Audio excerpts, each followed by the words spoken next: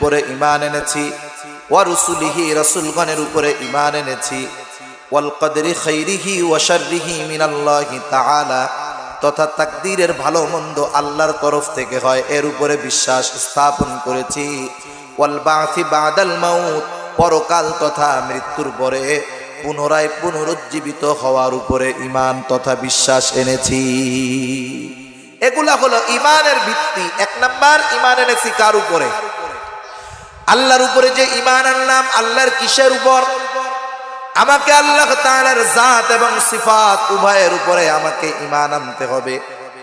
যেমন বিশ্বাস করতে হবে আল্লাহ তাআলা এক এবং একক, আল্লাহ তাআলা এক এবং একক। আল্লাহ রব্বুল আলামিন কোরআনুল কারীমের মধ্যে বলেন, কুল হুয়াল্লাহু আহাদ, আল্লাহ হলেন এক এবং একক।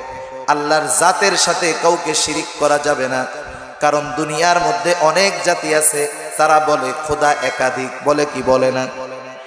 যেমন কেউ কেউ আল্লাহ তাআলার সন্তান সাব্যস্ত করে। কোরআনের মধ্যে আল্লাহ তাআলা বলেন, ওয়াকালাতিল ইয়াহুদু উযাইরুন ইবনুল্লাহ ওয়াকালাতিন নাসারাল মাসীহু ইবনুল্লাহ। আল্লাহ তাআলা বলেন যারা ইহুদি এরা বলে উযাইর আলাইহিস সালাম হলো আল্লাহ তাআলার সন্তান। যারা নাসারা খ্রিস্টান এরা বলে ঈসা আলাইহিস সালাম হলো আল্লাহ তাআলার সন্তান। বলুন তো আল্লাহর কোনো সন্তান আছে নাকি? আল্লাহ তাআলা জবাব দেন, লাম ইয়ালিদ ওয়া লাম ইউলাদ, তিনি কারো হতে জন্ম নেননি, তিনি কাউকে জন্ম দেননি, তিনি হলেন এক এবং একক।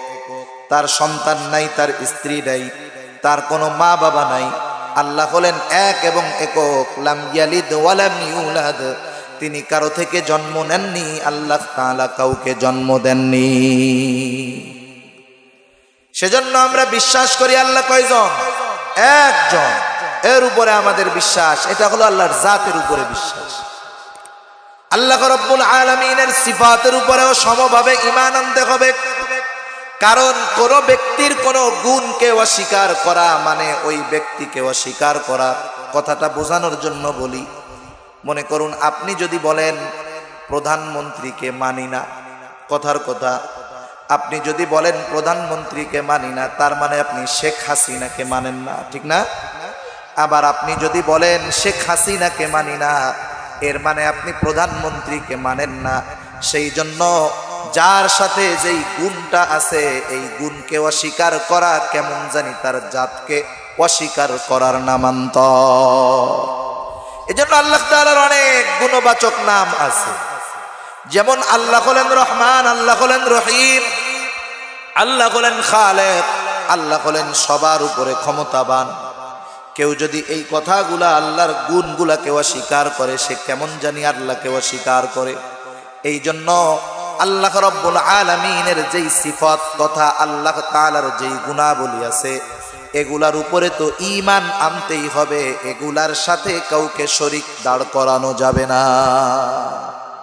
মক্কার কাফেরেরা আল্লাহকে বিশ্বাস করত, কিন্তু ওরা এক এক বিষয়ের জন্য এক একটা মূর্তিকে দাঁড়া করতো। বলতো এই মূর্তির কাজ হলো আমাদেরকে ক্ষমতা দেওয়া, এই মূর্তির কাজ হলো আমাদের রিজিকের ব্যবস্থা করা, এই মূর্তির কাজ হলো আমাদের যুদ্ধে জয়লাভ করানো। এরকম এক একটা মূর্তিকে এক একটা বিষয়ের জন্য তারা পূজা করত।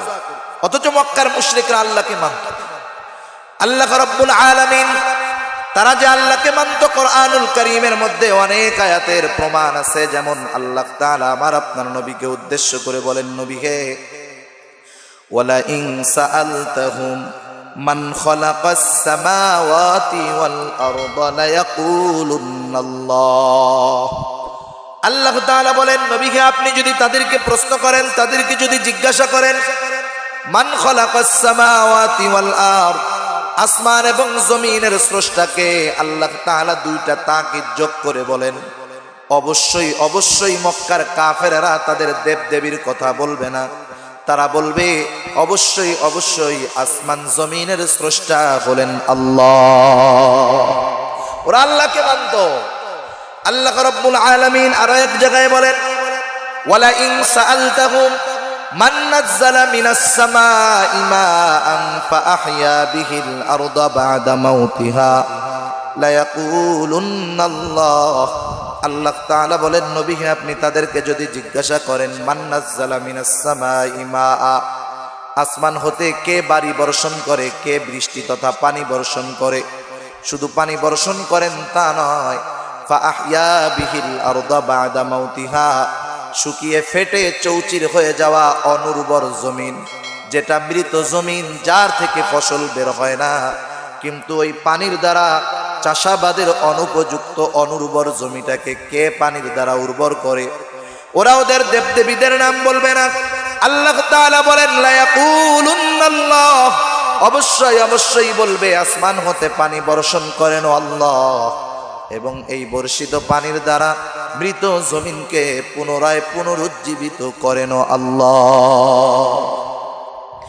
আল্লাহ তাআলা এরপরে বলেন, নবীকে আপনি যদি তাদেরকে জিজ্ঞাসা করেন ওয়ালা ইন সাআলতাহুম মান খালাকাহুম লা ইয়াকুলুন্নাল্লাহ, আপনি যদি তাদেরকে জিজ্ঞাসা করেন ওদেরকে কে সৃষ্টি করেছে, ওদের স্রষ্টাকে, আল্লাহ রব্বুল আলামিন বলেন ওরা ওদের স্রষ্টা হিসাবে অন্য কাউকে সাব্যস্ত করবে না, ওরা বলবে অবশ্যই অবশ্যই আমাদের স্রষ্টাও আল্লাহ। মক্কার কাফেররা আল্লাহকে স্বীকার করত, কিন্তু আল্লাহ তাআলার এই গুণাবলীর সাথে শিরিক করত। এখন বলেন, দুনিয়ার মধ্যে 250 কোটি মুসলমান আছে, এই 250 কোটির মুসলমানের প্রায় অর্ধেক শিরিক বিসিফাত করে, আল্লাহর গুণাবলীর সাথে শিরিক করে। আল্লাহ তাআলার হাতে যেই বিষয়গুলোর ক্ষমতা, সেই বিষয়গুলা কেউ পীরের কাছে গিয়ে চায়, কেউ মাজারের কাছে গিয়ে চায়, আছে না নাই? জোরে বলেন, আছে না নাই? যেমন কেউ যদি মাজারের কাছে গিয়ে সন্তান চায়, কোন পীরের কাছে গিয়ে সন্তান চায়, বলুন তো কোন পীরের কোন মাজারওয়ালার সন্তান দেওয়ার ক্ষমতা আছে নাকি? বলেন তো কোন পীর কোন মাজারওয়ালা কাউকে সুস্থতা দান করতে পারে নাকি? এ ক্ষমতা আল্লাহ রাব্বুল আলামিনের কাছেই আছে। সেজন্য আল্লাহ কোরআনে জানায়া দেন, আমি যাকে খুশি ছেলে দেই, যাকে খুশি মেয়ে দেই, যাকে খুশি সন্তান দেই না, বন্ধা করে রাখি। তাহলে এই ক্ষমতাগুলা কার হাতে? এখন কেউ যদি এই বিষয়গুলা দুনিয়ার কোন মানুষের কাছে চায়, তাহলে সেই লোকটাকে সে আল্লাহর সমকক্ষ দাঁড় করায় ফেললো, ঠিক কিনা বলেন? বলেন তো এখন চতুর্দিকে একটু ব্রেনটা ছড়ান, নজর দেন যে বাংলাদেশে এই ধরনের আল্লাহর গুণাবলীর সাথে শিরিক করার লোকের সংখ্যা নিতান্তই কম নয়, বরং অনেক বেশি, ঠিক কিনা বলেন? আমাদের বাংলাদেশের মাজারগুলার মধ্যে খোঁজ নিয়ে দেখবেন, অনেক পীরের দরবারে গিয়ে খোঁজ নিয়ে দেখবেন, অনেক পীর তো এমন কথাও বলে বসে যে আমার কাছে যদি আসো ঈমানও লাগবে না, ঈমানবিহীন জান্নাতে চলে যেতে পারবা।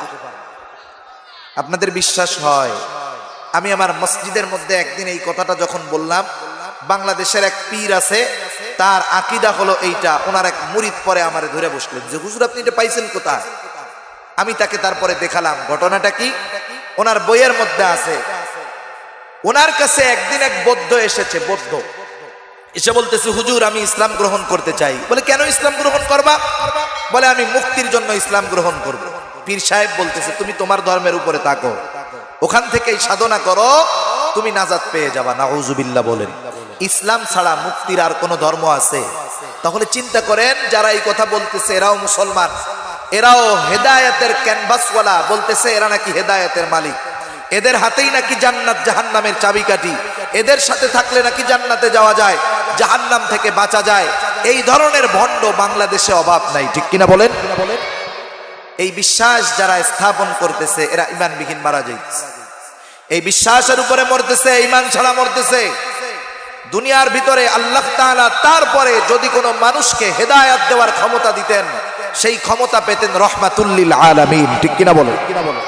দেখুন উনি উনার চাচাকেও ঈমান আনাইতে পারেন নাই। আবু তালেব যদিও কাফের ছিলেন, রাসূলুল্লাহ সাল্লাল্লাহু আলাইহি ওয়াসাল্লামের চাচা, শুধু চাচা নয়, 44 বছরের উপরে অভিভাবক ছিলেন আবু তালেব। আবু তালেব তো এমন অভিভাবক আমার আপনার নবীর, যখন সমগ্র আরবের মানুষগুলা বিপক্ষে চলে গেল, ওই বিপদের মুহূর্তে কাফের আবু তালেব আল্লাহর নবীর হেফাজতের জন্য, নিরাপত্তার জন্য ঢাল হয়ে গেলে। একদিন আবু জেহেল আইসা আবু তালেবের কাছে বলতেছে, আবু তালেব আপনি তো আমাদের মুরব্বী, আপনার বাবা আমাদের মুরব্বী ছিলেন, আপনি তো আমাদের নেতা, আপনাকে আমরা সম্মান করি, ভালোবাসি, কিন্তু আপনার ভাতিজা কি কাজ শুরু করলো? সে বাপদাদার ধর্মকে মিথ্যা বলে, গালি দেয়, তার কারণে পরিবারের মধ্যে দ্বন্দ্ব লেগে গেছে, বাবার সাথে সন্তানের দ্বন্দ্ব, সন্তানের সাথে বাবার দ্বন্দ্ব। আপনি আপনার ভাতিজাকে একটু মানা করেন, নাহলে কিন্তু কাজটা ভালো হবে। আবু তালেব আবু জেহেলকে কিছু বুঝায় পাঠায় দিল। সেই দিনের মতো আবু জেহেল চলে গেল। আবু তালেব রাসূলুল্লাহ সাল্লাল্লাহু আলাইহি ওয়াসাল্লামকে কিছু বললেন না। কয়েকদিন পর আবু জেহেল আবার আসছে, তবে একা নয়, অনেক মানুষ তার সাথে। আবু জেহেল এসে বলে, আবু তালেব, কয়েকদিন আগে আমি আপনাকে বলে গেলাম, আপনি কোনো ব্যবস্থা নেন নাই। আপনার ভাতিজা তো দিন দিন আরো তার কাজ বাড়ায় দিতেছে। আবু তালেব, আজকে দেখেন আমি একা আসি নাই, এই মক্কার আশেপাশের সব মুশরিক গোত্রের নেতারা আমার সাথে এখানে আসছে আপনার ভাতিজার বিরুদ্ধে। এরা সবাই, আপনি যদি আপনার ভাতিজাকে তার কাজ থেকে বিরত না হতে বলেন, আমরা কিন্তু আপনার ভাতিজার বিরুদ্ধে কঠোর ব্যবস্থা নিব। ওই দিন তো আবু জেহেল একা ছিল, এবার তো আশেপাশের সব গোত্রের নেতারা আসছে। আবু তালেব চিন্তিত হয়ে গেছে, পায়চারি করতেছে, হায় রে, না জানি ভাতিজা কোনো বিপদের সম্মুখীন না হয়ে যায়। রাতের বেলায় রাসূলুল্লাহ সাল্লাল্লাহু আলাইহি ওয়াসাল্লাম আসছেন। আসার পরে আবু তালেব বলতেছে, মুহাম্মদ একটু এদিকে আসো। আবু তালেব এবার বলতেছে, মুহাম্মদ সাল্লাল্লাহু আলাইহি ওয়াসাল্লাম, ও মুহাম্মদ, তুমি কি তোমার কাজ থেকে একটু বিরত থাকতে পারো না? আমি তো তোমার জীবনের ব্যাপারে আশঙ্কা বোধ করতেছি মুহাম্মদ। আজকে আবু জেহেল এবং আশেপাশের সব মুশরিক গোত্রের নেতারা আমার কাছে আসছে। তারা যদি তুমি তোমার দায়িত্ব থেকে কাজ থেকে বিরত না হও, আমি তো তাদের দ্বারা তোমার জীবনের ক্ষতির আশঙ্কা করতেছি। একটু কি বিরত হওয়া যায় না? আল্লাহর নবী বুঝতে পারলেন চাচা মুহাব্বতের কারণে ভাতিজার ব্যাপারে চিন্তিত, এটা তো স্বাভাবিক ব্যাপার, ঠিক কিনা বলেন? যখন কোন সন্তান ভালো কাজ করতে যায়, ভালো কাজ, এই ভালো কাজের বাধা দেওয়ার লোক সমাজের মধ্যে আছে না নাই? যখন আপনার সন্তানটা একটা ভালো কাজ করবে, নেকের কাজ করবে, এই খারাপ লোকগুলা যখন বাধা দিবে, আপনার কাছে এসে থ্রেট দিয়ে যাবে, চাচা ছেলেটাকে কিন্তু মানা কইরেন, যদি এই কাজ করতে যায় তার বিপদ আছে। বলেন তো, দুনিয়ার কোন মা বাবা নাই, দুনিয়ার কোন অভিভাবক নাই যে ওই ব্যাপারে চিন্তিত হবে? হবে কি হবে না? সন্তান আসলে বলবে, বাবা কাজটা করতেছো যদিও এটা ভালো কাজ, কিন্তু আমি তো তোমার জীবনের নিরাপত্তাহীনতায় ভুগতেছি, সুতরাং কাজটা তুমি বাদ দাও। আবু তালেব আল্লাহর নবীকে মোহাব্বত করতেন, কত মোহাব্বত! ঐতিহাসিকগণ বলেন, আবু তালেব নিজের সন্তান হযরত আলী রাদিয়াল্লাহু তাআলা আনহুর চাইতেও ভাতিজা মুহাম্মদকে বেশি ভালোবাসতেন। ভাতিজার জীবনের নিরাপত্তার ব্যাপারে চিন্তিত হইয়া মোহাব্বতে ভাতিজাকে বলতেছেন, ভাতিজা তোমার কাজটা থেকে বিরত হও। আল্লাহর নবীও বুঝতে পারলেন যে আমার চাচা আমার মোহাব্বতে জীবনের চিন্তা করে তিনি আমাকে বারণ করতেছেন। এইবার চাচাকে তিনি বলতেছেন, চাচা আপনার কথা কি শেষ? বলে হ্যাঁ। বলে, চাচা আপনি শুনে নেন, এ তো শুধু আরবের কয়েকটা মুশরিক গোত্রের নেতা, তারা আমার বিরুদ্ধে চলে গেছে। চাচা এরা কেন? তাম দুনিয়া যদি আমি মুহাম্মাদের বিরুদ্ধে চলে যায়, আল্লাহ তাআলা আমাকে যেই দায়িত্ব দিয়েছেন, আমি মুহাম্মদ এক বিন্দু পরিমাণ দায়িত্ব থেকে পেছনের দিকে আসব না। আল্লাহর নবীর কথা আবু তালেবের অন্তরের ভিতরে গেঁথে গেল। আবু তালেব বুঝতে পারলো আমার ভাতিজার জিম্মাদারি কত বড়, আর এই কাজ করতে গিয়ে পদে পদে কত বড় বিপদ আসতে পারে। আবু তালেবের বুঝতে আর বাকি থাকলো না। আবু তালেব সাথে সাথে তার মনের অবস্থা পরিবর্তন করে বলতেছে, ভাতিজা আমি তোমার দায়িত্বের গুরুত্ব বুঝতে পেরেছি, তোমার কোনো চিন্তা নাই, তুমি তোমার কাজ চালায় যাও, আমি চাচা বেঁচে থাকতে তোমার গায়ে আমি কোনো আঘাত লাগতে দিব না। এমন একটা সময় যখন গোটা আরব আমার আপনার নবীর বিরুদ্ধে, আবু তালেব আল্লাহর নবীর প্রতি কত মোহাব্বত থাকলে, কত ভালোবাসা থাকলে নিজে ওই কঠিন মুহূর্তে নিরাপত্তার দায়িত্ব নিতে পারে, এটা কল্পনা অতীত ব্যাপার, ঠিক কিনা বলেন? এত মোহাব্বত আল্লাহর নবীও চাচাকে করতেন। আবু তালেব চাচা তিনিও আমার আপনার নবীকে মোহাব্বত করতেন। এই আবু তালেব যখন জীবনের শেষ পর্যায়ে মরণাপন্ন অবস্থায়, আবু তালেব মরণাপন্ন অবস্থায় আল্লাহর নবী খুব ভালো মতো জানেন, চাচা আমাকে যত ভালোবাসুক না কেন, আমি চাচাকে যত ভালোবাসি না কেন, ঈমানবিহীন যদি মারা যায় নিঃসন্দেহে চাচা জাহান্নামী হয়ে যাবে। বারবার চাচাকে বলতেছে, চাচা আপনি শুধু বলেন লা ইলাহা ইল্লাল্লাহ, এতটুকু বলেন, বাকি বিষয়ের জন্য কিয়ামতে আমি আল্লাহর কাছে সুপারিশ করব। সিরাতের কিতাবের মধ্যে আসছে আবু তালেবের ভাবটা এমন, এই বুঝি জবান দিয়া বলে ফেলে লা ইলাহা ইল্লাল্লাহ, তার অবস্থাটা এরকম মনে হইতেছে। কিন্তু ওই সময় তো শুধু আমার আপনার নবী ওই জায়গায় নাই, মানুষরূপী শয়তান আবু জেহেল উতবা সাহেবাও সেই জায়গায় আছে। যখন দেখলো হায়রে আবু তালেবের অবস্থা পরিবর্তন হয়ে যায়, এইবার আবু জেহেল আবু তালেবকে উস্কানিমূলক বক্তব্য শুরু করে দিল। বলতেছো আবু তালেব, সমাজের মানুষ আপনাকে নেতা মানে, সমাজের মানুষ আপনাকে সম্মান করে ভালোবাসে, আপনি যদি মারা যাওয়ার আগে বাপদাদার ধর্ম ত্যাগ করে মুহাম্মাদের ধর্মের উপরে বিশ্বাস করে মারা যান, মারা যাওয়ার পরে মানুষ আপনাকে কাপুরুষ বলবে, যেই ভালোবাসা মানুষের অন্তরে আপনার জন্য আছে তা ঘৃণায় পরিণত হবে। এই ধরনের উস্কানিমূলক বক্তব্য। আবু তালেবের নসিবটা বড় খারাপ, তিনি ঈমান নিয়ে মরতে পারলেন না, ঈমানবিহীন মারা গেলেন। এইবার আল্লাহর নবী অন্তর মনের মধ্যে বড় চিন্তা, হায়রে মনটা বড় খারাপ, যেই চাচা আমার জন্য এত কষ্ট করলো, যেই চাচা ৪৪টা বছর আমার অভিভাবক থাকলো, যেই চাচা আমার জন্য কত কষ্ট বরণ করলো, এই চাচা ঈমানবিহীন মারা গেল, আমি এই চাচার জন্য কিছু করতে পারলাম না। আর আল্লাহ তাআলা আমার আপনার নবীকে তখন জানায়া দিলেন, ইন্নাকা লা তাহদি মান আহবাবতা ওয়ালাকিন্নাল্লাহা ইয়াহদি মান ইয়াশা। আমার আপনার নবীকে আল্লাহ জানায়া দিচ্ছেন, আপনি যাকে মহব্বত করেন, যাকে ভালোবাসেন, আপনি তাকে হেদায়েত দিতে পারবেন না, কারণ হেদায়েতের মালিক কে? সেজন্য আল্লাহ যাকে চায় তাকে আল্লাহ হেদায়েত দিতে পারে। হেদায়েতের চাবিকাঠি দুনিয়ার কোনো মানুষের হাতে নাই। সেজন্য এই ধরনের চটকদার কথা যারা বলে, বুঝতে হবে ওরা আমাকে আপনাকে জাহান্নামের দিকে নিয়ে যায়, ঠিক কিনা? সেজন্য আমরা আল্লাহ তাআলার জাতের উপরে যেমন বিশ্বাস করি আল্লাহ এক, অনুরূপ ভাবে আল্লাহ তাআলার যত গুণাবলী আছে সবগুলোর উপরেও বিশ্বাস সমভাবে রাখতে হবে। যাই হোক, আলোচনা অনেক লম্বা হয়ে যাবে পরবর্তীতে বলতে গেলে। এরপরে ২ নম্বরে আমরা ঈমান এনেছি কিসের উপর? আমরা বলেছি ওয়া মালাইকাতিহি, ফেরেশতাগণের উপরে ঈমান এনেছি। এরপরে ৩ নম্বরে বলেছি ওয়া কুতুবিহি, কিতাব সমূহের উপরে আমরা ঈমান এনেছি। কোন কিতাব? যেইগুলা আল্লাহ তাআলা পয়গম্বর আলাইহিস সালামের উপরে নাজিল করেছেন। মনে রাখতে হবে, দুনিয়ার সব কিতাবের উপরে ঈমান এক ধরনের, কোরআনের উপরে ঈমান হলো আরেক ধরনের। আপনি তাওরাত, জাবুর, ইনজিল সহ যত সহিফা আছে সবগুলা আল্লাহর পক্ষ থেকে আসছে, এতটুকু বিশ্বাস করলেই যথেষ্ট। কিন্তু কোরআনুল কারীম শুধু এতটুকু বিশ্বাস করলে হবে না যে এটা আল্লাহর কালাম, বরং বিশ্বাসের প্রমাণ দিতে হবে, এই কোরআন অনুযায়ী নিজের জীবনকে সাজাতে হবে। কারণ ঈমানের পারিভাষিক অর্থ হলো মুখে স্বীকৃতি দেওয়া, অন্তরে স্বীকৃতি দেওয়া, কাজে পরিণত করা। কথা বুঝতে পারছেন?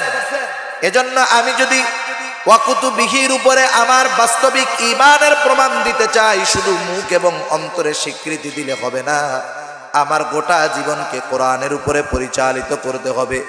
এরপরে আমরা বললাম ওয়া রুসুলিহি, রাসূলগণের উপরে ঈমান আনলাম। দুনিয়ার যত জলিলুল কদর পয়গম্বর আলাইহিস সালাম আছেন সবার উপরে ঈমান আনা একরকম, আমার আপনার নবীর উপরে ঈমান আনা একরকম। মুসা আলাইহিস সালাম, ঈসা আলাইহিস সালাম, ইব্রাহিম আলাইহিস সালাম আল্লাহর পয়গম্বর, এগুলা বিশ্বাস করলেই যথেষ্ট।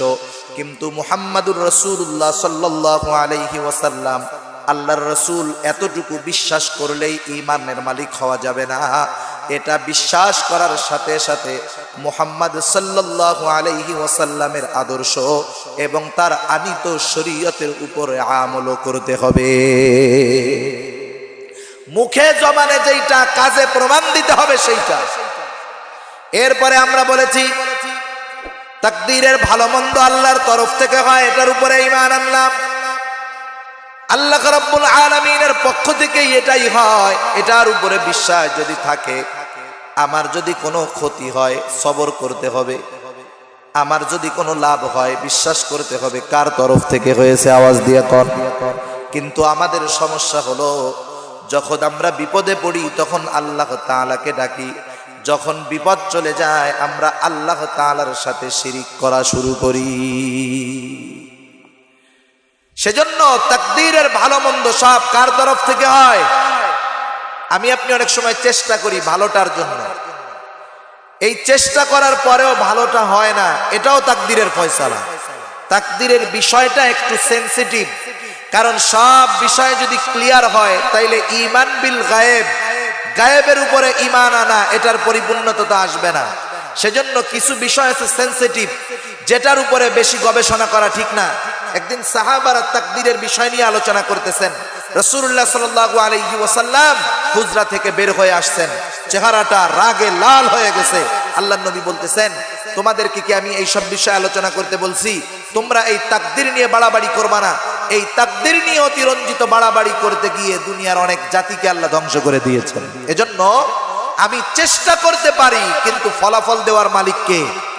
বলেন তো, একটা মানুষ অসুস্থ হওয়ার পরে চিকিৎসা করলেই কি ভালো হয় নাকি? ভালো হয়? একসাথে দুইজন মানুষ হার্ট স্ট্রোক করেছে, হার্ট ফেল হয়েছে তাদের, এদের দুইজনকে হসপিটালে ভর্তি করা হয়েছে। একজনকে খুব ভালো জায়গায় ভর্তি করা হয়েছে, আর একজনকে নরমাল জায়গায়। দেখা গেল নরমাল জায়গায় যে সে সুস্থ হয়ে গেছে, ভালো জায়গায় যে ও মরছে। হয় কি হয় না? আমি চেষ্টা করেছি, এটাও তাকদীরের অন্তর্ভুক্ত, কিন্তু কি ফলাফল হবে এই ফলাফল কার হাতে? আল্লাহর হাতে। সেজন্য তাকদীর নিয়ে বেশি বাড়াবাড়ি করব না।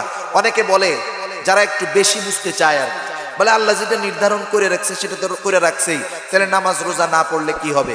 এই ধরনের চিন্তাধারা যারা করে এরাই একটা সময় বেঈমান হয়ে যায়, ঠিক কিনা বলেন? আমার তাকদীরে কি আছে সেটা আমার চিন্তার দরকার নাই, ফয়সালা আল্লাহর হাতে আছে। কিন্তু আল্লাহ যেগুলো আদেশ করেছেন, নিষেধ করেছেন, সেগুলোর উপরে আমাকে চলতে হবে, কি হবে না? এরপরে আমি ঈমান এনেছি আখিরাতের উপরে তথা পুনরায় পুনরুজ্জীবিত হওয়ার উপর, আল্লাহর সামনে দণ্ডায়মান হতে হবে, এই বিষয়ের উপরে আমি ঈমান এনেছি। আল্লাহর কাছে আমার সারা জীবনের, গোটা জীবনের হিসাব নিকাশ দিতে হবে, এটার উপরে আমি ঈমান এনেছি। বলুন তো, কোন মানুষ যদি এই আখিরাতের উপরে যথাযথভাবে ঈমান আনে, পরকালকে যথাযথভাবে বিশ্বাস করে, মুখে অন্তরে কাজে যদি প্রমাণ দিতে পারে, তাহলে এই লোকটা দুনিয়ায় কোনো অন্যায় অপরাধ করতে পারে না। কারণ আল্লাহর সামনের জবাবদিহিতা মানুষকে স্বর্ণের মানুষে পরিণত করে, ঠিক কিনা বলে? সাহাবায়ে কেরামের মধ্যে পরকালের ভয় এত বেশি ছিল, এজন্য অনেক সাহাবীর দ্বারা গোপনে অন্যায় হওয়ার পরেও এরা আল্লাহর নবীর সামনে এসে সেই অপরাধের স্বীকৃতি দিয়ে শরীয়তের বিচার গ্রহণ করেছে। দুনিয়ার শাস্তিকে তারা তুচ্ছ মনে করেছে, কারণ আখিরাতের শাস্তি তো চিরন্তন, ঠিক কিনা বলেন? একজন সাহাবীর ঘটনা শোনায় আপনাদের। একজন সাহাবী, এর নাম হলো মায়াজ ইবনে মালিক রাদিয়াল্লাহু তাআলা আনহু। মায়াজ ইবনে মালিক উনি একবার এক আনসার সাহাবীর দাসীর প্রেমে পড়ে গেছে। দাসীকে দেখছে, ভালো লেগে গেছে, দাসীর সাথে ওনার একটা সম্পর্ক হয়ে গেছে। একটা সময় দুইজন নিরিবিলি এক জায়গায় অবস্থান করে। বেগানা নারী পুরুষ, রাসূলুল্লাহ সাল্লাল্লাহু আলাইহি ওয়াসাল্লাম বলেন, যখন কোথাও কোনো বেগানা নারী পুরুষ একাকী থাকে, নিরিবিলি নির্জনে থাকে, এইখানে দুইজন থাকে না, তাদেরকে কুমন্ত্রণা দেওয়ার জন্য তৃতীয় পক্ষ শয়তান উপস্থিত হয়ে যায়। এটা যদি দুইজন এক জায়গায় থাকে হয়, এটা মোবাইলেও হয়। কারণ মোবাইলে যখন একজন বেগানা নারী পুরুষ কথা বলবে, একজন নারী আর একজন পুরুষের সাথে, এই নেটওয়ার্কের মধ্যে শয়তান গোনার মজা ঢেলে দেয়, ঠিক কিনা বলেন? সেজন্য দেখবেন যুবক ওর মার সাথে, ওর বাবার সাথে কথা বলতে ওর কষ্ট লাগে। মা বাবা ফোন দিলেই 2 মিনিটের মধ্যে বলে, রাখো, এত কথা কখন যায় নাকি? কিন্তু এই ফোনটা রাখার পরপরই ওনার প্রেমিকা ফোন দিছে, কখন যে ঘন্টার পর ঘন্টা শেষ টেরও পায় না, ঠিক কিনা বলেন? এই মার সাথে যদি একটু মিষ্টি হেসে কথা বলতো, বাবার সাথে যদি একটু মিষ্টি হেসে কথা বলতো, তার সওয়াব হইতো না গুনাহ হইতো? নিঃসন্দেহে সওয়াব হতো। কিন্তু এই নারীর সাথে যতক্ষণ কথা বললো ততক্ষণ তার গুনাহ হলো। কি হলো বলেন? গুনাহ হলো। এই জন্য ভাইরারে আমার বুঝতে হবে, যখন কোথাও নির্জনে বেগানা নারী পুরুষ থাকে, তৃতীয় জন শয়তান সেখানে উপস্থিত হয়ে যায়। শয়তান উপস্থিত হয়ে কুমন্ত্রণা দিয়ে তাদেরকে সর্বোচ্চ মানের গুনাহ সংগঠিত করানোর মেহনত করে। মায়াজ ইবনে মালিক আনসারীর দাসী এক জায়গায় নিরিবিলি শয়তানের কুমন্ত্রণায় তারা পড়ে গেল। দুইজনে জেনায় লিপ্ত হয়ে গেল। জেনা লিপ্ত হয়ে যাওয়ার পর যখন জেনার কর্ম শেষ, স্বাভাবিক মানুষের অবস্থা হলো এই রকম, মানুষ যখন অন্যায় করে তখন তার সেন্স থাকে একরকম, আর যখন অন্যায় সংগঠিত হয়ে যায় তখন তার মন মানসিকতা হয় আর এক রকম। আমাদের বাংলাদেশে ইদানিং কালে বিবাহ বিচ্ছেদের ঘটনা অনেক ঘটতেছে, অনেক।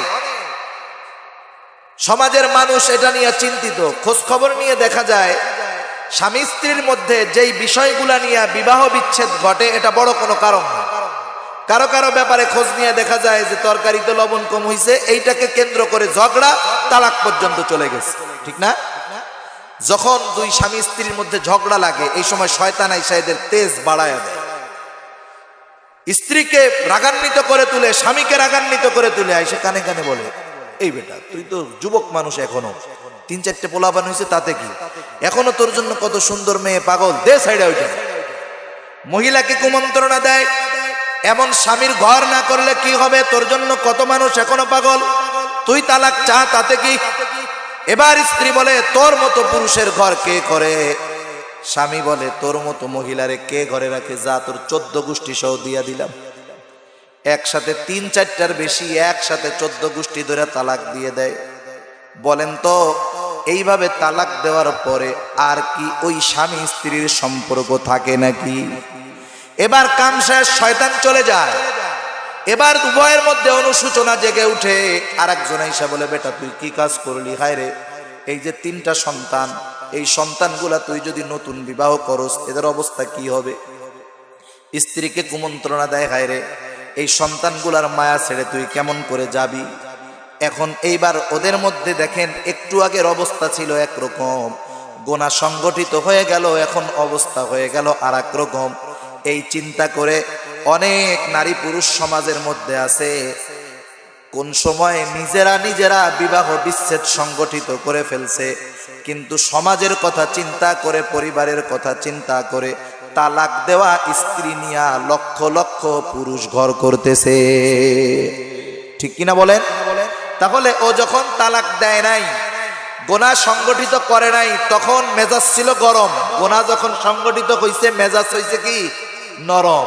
শয়তান সেই জন্য দুই পথেই ধোঁকা দেয়। মনে করেন না শয়তান শুধু আকামের মাধ্যমেই ধোঁকা দেয়, তা না।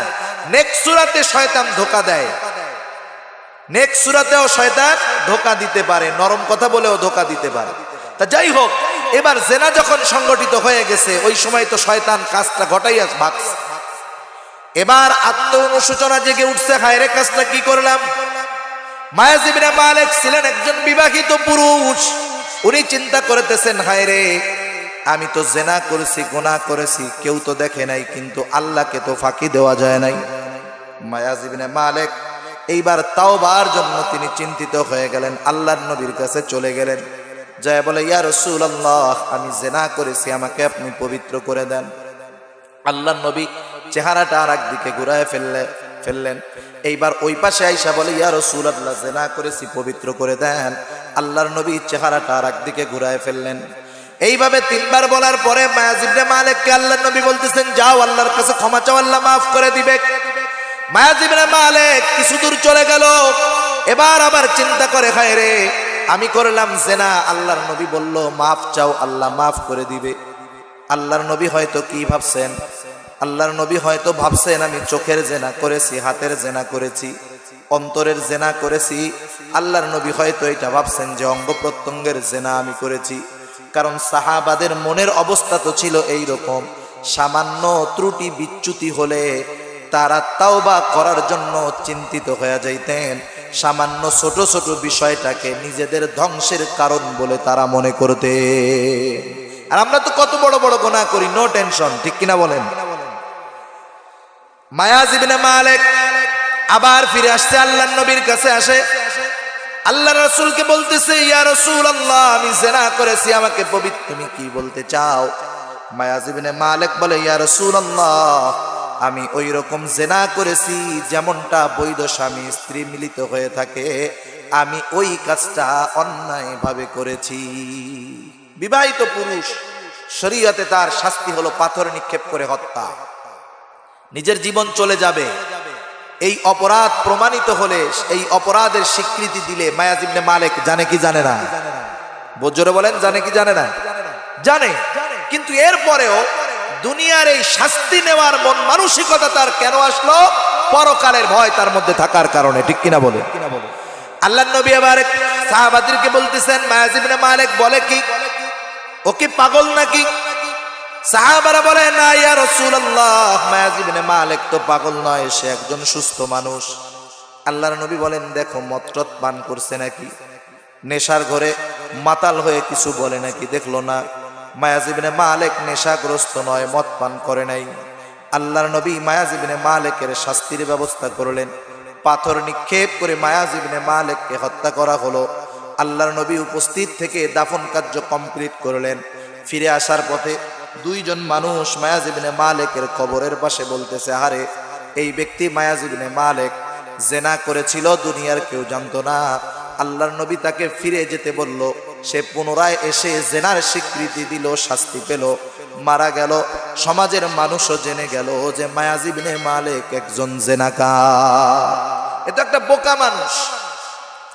আল্লাহর নবী এই দুইজনের কথোপকথন শুনলেন। কিছু দূর যাওয়ার পর রাসূলুল্লাহ সাল্লাল্লাহু আলাইহি ওয়াসাল্লাম দেখতে পাইলেন যে রাস্তার পাশে একটা মরা গাধা, রোদের তীব্রতায় গাধাটা ফুলে গেছে, পা গুলা উপরের দিকে উঠে গেছে। আল্লাহর নবী সেইখানে দাঁড়ায় বললেন, কই সেই দুই ব্যক্তি যেই দুইজন মায়াজ ইবনে মালিকের কবরের পাশে এই কথাগুলা বলছো?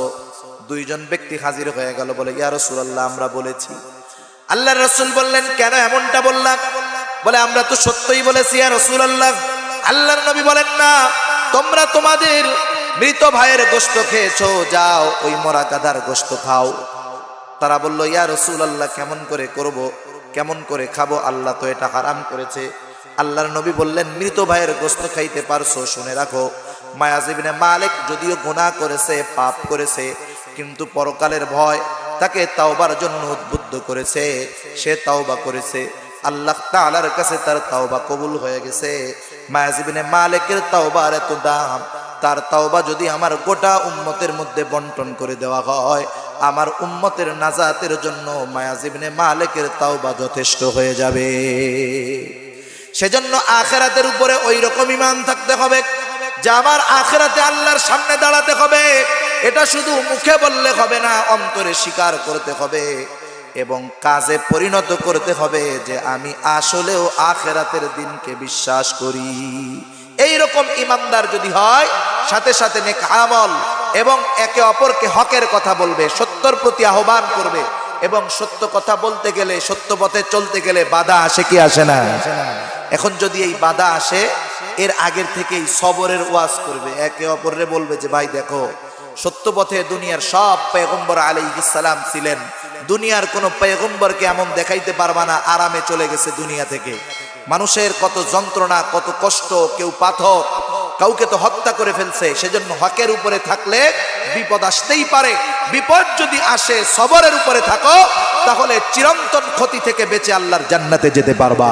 তাই আল্লাহ রাব্বুল আলামিন আমাদের সকলকে ক্ষতিগ্রস্ত মানুষের মধ্য থেকে বের করে যেই মানুষগুলা সফল, এই সফল হওয়ার গুণ সূরা আসরের আলোকে এই চারটা গুণে যথাযথভাবে গুণান্বিত হওয়ার তৌফিক আল্লাহ দান করুক। সকলে বলি আমিন। ওয়া আখিরু দাওয়ানা আলহামদুলিল্লাহি রাব্বিল আলামিন। আসসালামু আলাইকুম ওয়া রাহমাতুল্লাহি ওয়া বারাকাতুহু।